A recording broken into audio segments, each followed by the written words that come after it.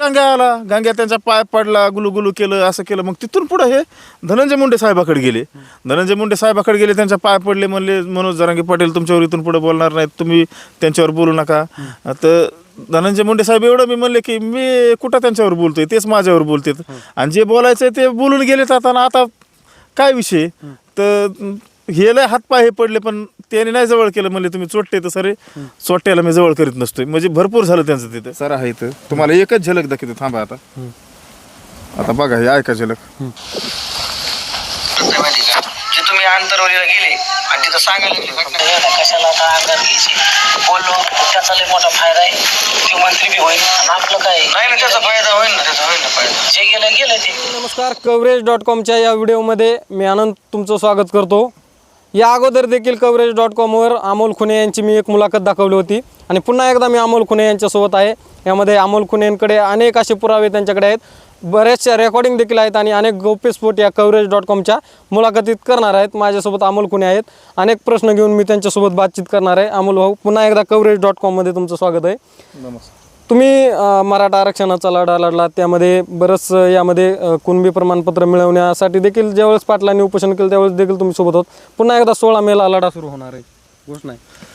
16 मेची घोषणा आहे. पण मी जे त्यांना आत्तापासून प्रश्न विचारलेत, ह्या प्रश्नाचे त्याने उत्तर द्यावेत. आणि मला मॅनेज करण्यासाठी ह्याने कसा एक TV9चा पत्रकार संभाजीनगरला पाटील आम्ही पत्रकार परिषद घ्यायला चाललो होतो. तर मला 2 कोटी रुपये द्यायला लागले होते. त्या डिगीमध्ये पैसे बी होते, पण मला ह्यांना आहे का, मला मॅनेज करून आहे का माझं नाव बदनाम करायचं होतं. पण मी पैशाला बळी पडलो नाही. आणि त्या पत्रकाराचे आणि गंगाधर काळकुटेचे आहे का CDR काढा, एकामेकाचे कॉल किती झाले, अमोलला कसं फसवायचं होतं.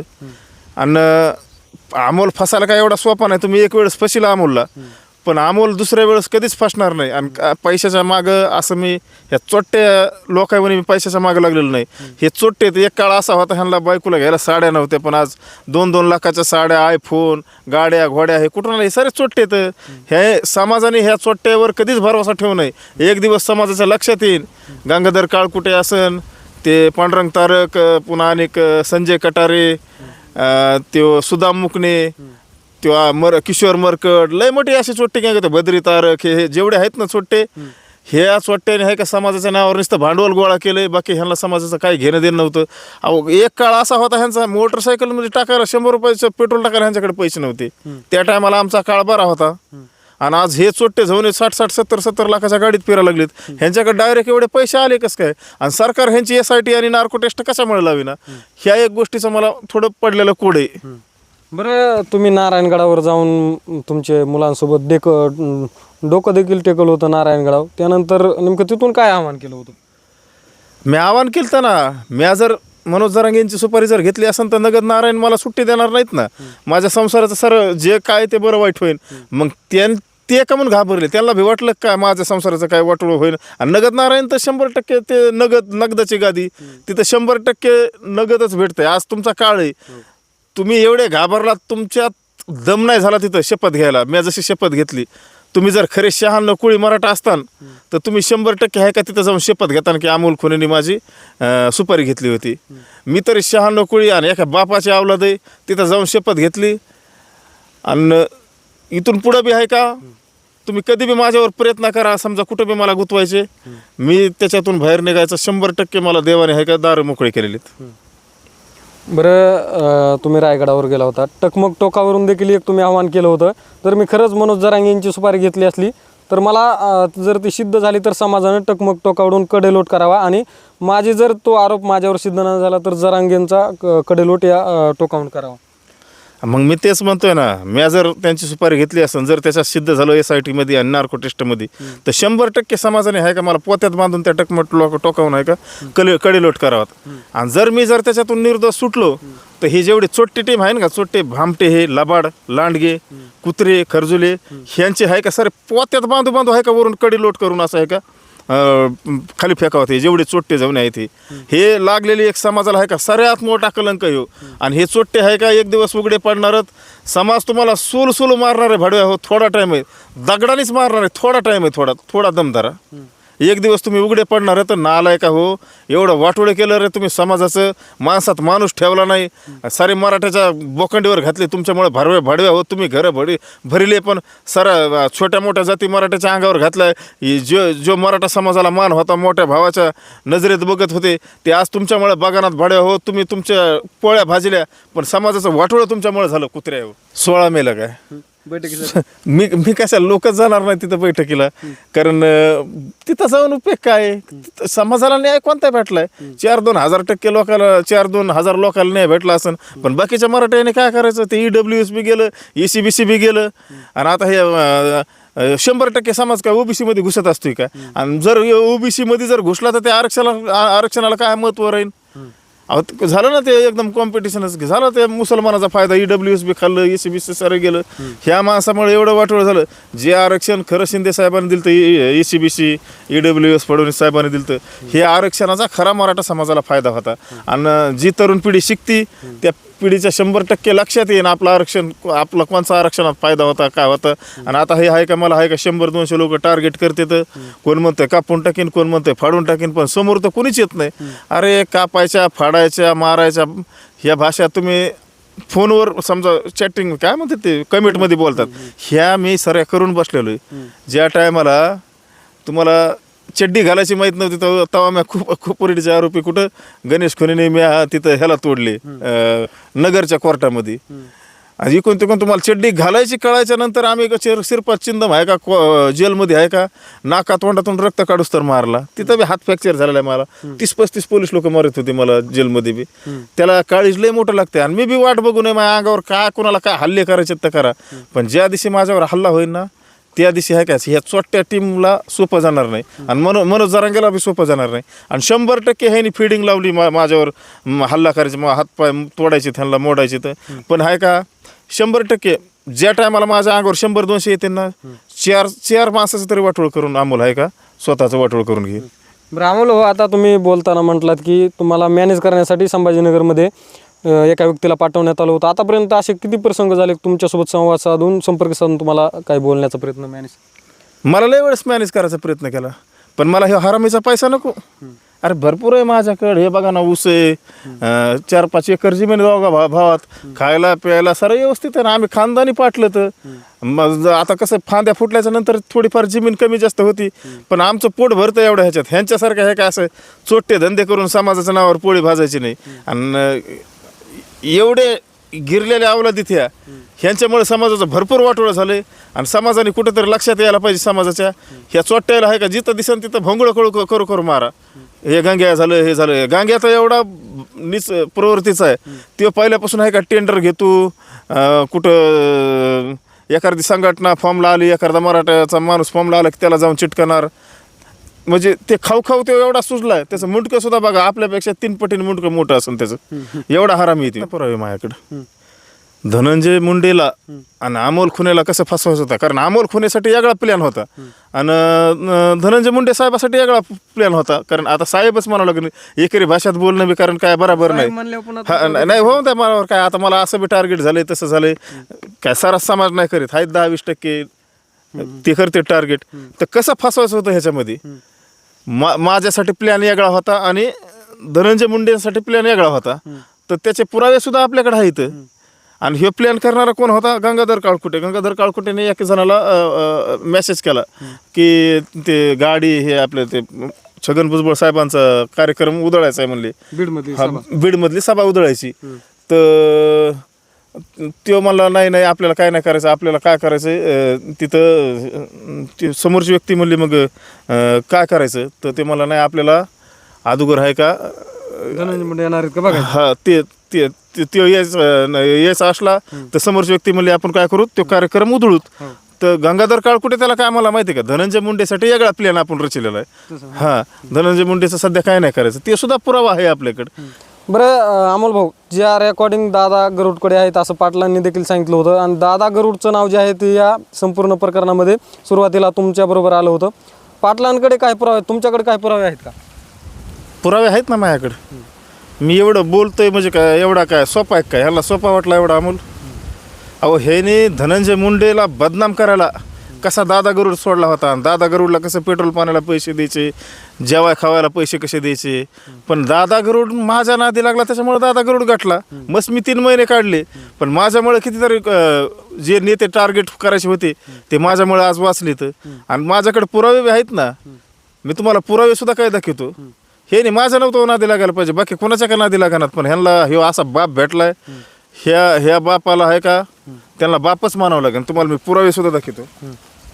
काय पुरावे आहेत ना माझ्याकडे, पुरावे आहेत ना, रेकॉर्डिंग आहेत, सर आहेत. तुम्हाला एकच झलक दाखवतो. थांबा आता बघा, हे ऐका झलक.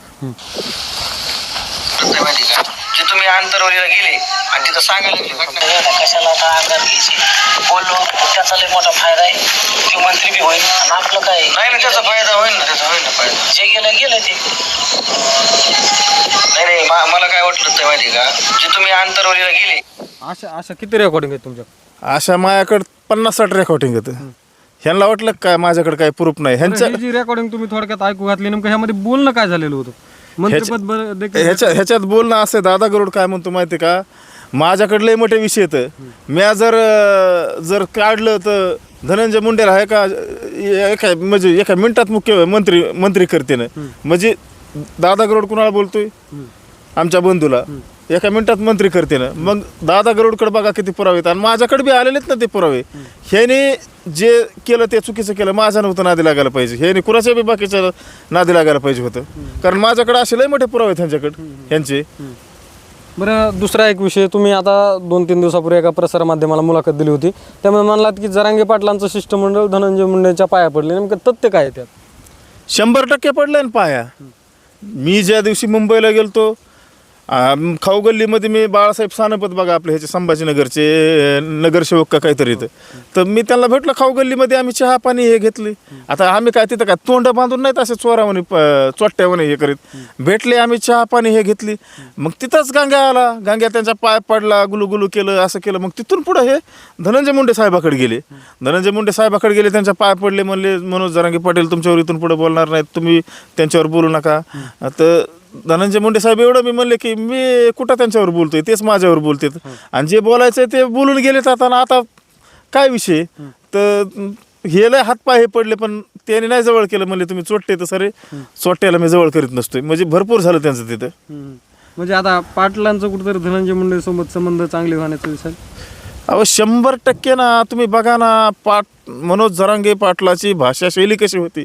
कोणत्या भाषात नाही बोलले ते. धनंजय मुंडेला कोणत्या भाषात नाही बोलले.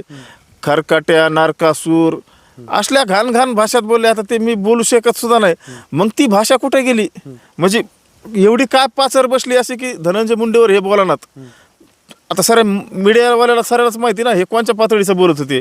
फडणवीस साहेबाला बी बोलत होते. मग आता असं झालं काय, फडणवीस साहेबावर बी बोलनात, धनंजय मुंडे साहेबावर बी बोलनात. एवढी पाचर कोणची बसली? मग ह्या गोष्टीचं उत्तर द्यावं त्याने. बरं, नेमकं हे पाटलांचं शिष्टमंडळ धनंजय मुंडेंच्या पाया पडण्यासाठी गेलं म्हणतात, नेमकं हे कशामुळे चालू असेल आता एवढं? हे आता झालं काय माहिती का, आता हे सर्व उघडं पडलं ना. त्यांना वाटलं आता हे जेलमध्ये अमोल गेल्यावर एकदा गुतीला म्हणजे अमोल बाहेर आला ते गपची बसन शेपूट घालून. पण अरे अमोल 96 कोळी मराठा आहे, चोट्टा आहे हो. तुम्हाला सऱ्याला पुरून उरल. तुमचा सऱ्याचा बाप आहे अमोल खुने. अमोल खुनेच्या नादी लागले होय तुम्ही. मग त्यांना वाटलं मग आपल्याला धनंजय मुंडेचं आपण बरोबर कार्यक्रम वाजवतो, अनेक बदनाम करूत. पण ते वेगळंच झालं. मी काय डायरेक्ट आल्या सुरू केलं. मी तरी बी शांत होतो. अजितदादाची तशी दुर्दैवी घटना झाली त्याच्यामुळे मी शांत होतो. 28 तारखेला सुटलो होतो मी त्या महिन्यातल्या. तर मी शांत होतो. पण हे नाही काय भलतेच नाटकं लावले. अरे पण शेवटी तुम्ही किती खोल पाण्यात हे काय, हे अमोलला सर माहिती. हे चोट्टे टीम आलेली हे काय, हे 1.5 दिवसात आलेले ते उपोषण बसल्यापासून. पण मी पहिल्यापासून तुमच्या संग राहिलेलं ना. तुमच्यात किती दम आहे, तुमच्यात धमक किती काय हे मला चांगलं माहिती ना. कारण त्याला काळीजच मराठीचं लागते. आणि हे 96 कोळी मराठा आहे. तुम्हाला कधीच भेटणार नाही. तुमच्यात काय शक्यत मंत्री, आमदार, खासदार, सरकार, पक्ष काय ताकद लावायची तर लावा. अमोलला संपवायला अमोल तुम्हाला भेट नाही. चॅलेंज आहे अमोलची तुम्हाला. दुसरा एक प्रश्न आहे, जे स्मारक बसवणारे बाळराजे आवारे होते, त्यांचं जरांगे पाटलांचे कुठेतरी ते फोटो लावून बसवतात. पण जरांगे पाटलांनी म्हटलं की मी त्यांना ओळखत नाही. आणि त्यानंतर वाद निर्माण झाल्यानंतर कुठेतरी आवारे पाटलांमुळे जरांगे पाटलांवर देखील इतर समाजाचा, धनगर समाजाच्या देवस्थानात वाद निर्माण झाला होता अंजनगाव त्या ठिकाणी. हे ओळख येत नाहीत म्हटले ना.